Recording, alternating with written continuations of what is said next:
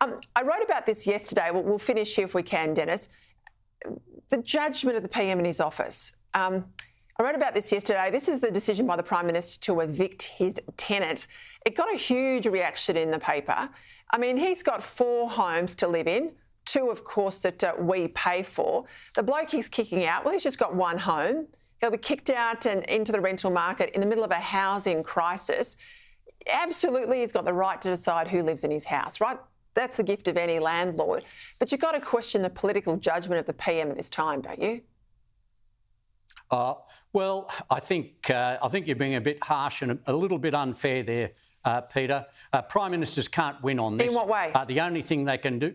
Well, because if they are elected and they keep the investments they have, they keep shares they have, even if they put them in a trust like Malcolm Turnbull did, there's always a problem with what they've got.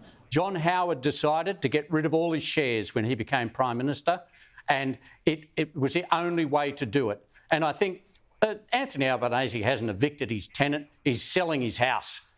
And good on somebody from the Housing Commission who has an investment property. Good on him. Well done. And I think that he has handled it poorly. That's not entirely his fault. I don't think his office had anything to do really with what he was doing. It's always a bad look and it's always hard. Kevin Rudd's wife had to try and divest herself of her very, interesting business, a very vigorous business. And so I think Come on, Dennis, I can't disagree with you here. No. I can't agree with you. I can't agree with you here. We're in the middle of a housing crisis. His office does know. His office would be involved in the decision because they have to update the ministerial entitlement, so it is a discussion internally. But the third point I'd make, John Howard in the end didn't rent out his home in Wollstonecroft Croft because it was just not worth the political headache. And Abbott never rented out his family home. I mean, he always said, if I'm living in a house courtesy of the taxpayer, I look like I'm greedy if I rent out my private home at the same time. Why does the Prime Minister, given he's got 2 homes, it's a housing crisis, he was a single man, it's not like he's going to sell this house and he and Jodie are going to move into it or any of these properties while he's got the lodge in Kirribilli. I just think it's an own goal at a time when he's on the back foot over housing.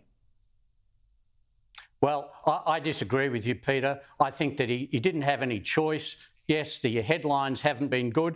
He actually persevered with a lower rent during the COVID pandemic. He was a good landlord. He wants to sell the house. OK, and, let's move on from it. He's got to do it. All right. And I think that, yes, he would have told the office and he's got to do the registration. I understand all of that, but I'm sure that he didn't go into his office and ask them whether he should sell his house or not. So, yes, we can agree to disagree on that, Peter, but I don't think that PMs of any flavour can win on this issue. I like a bit of civil disagreement, Dennis Shanahan, on this program. You'll stay on the PM's Christmas card list, and I suspect I'm off it, but I think I was off it anyway. Good to see you, Dennis. We'll see you next week.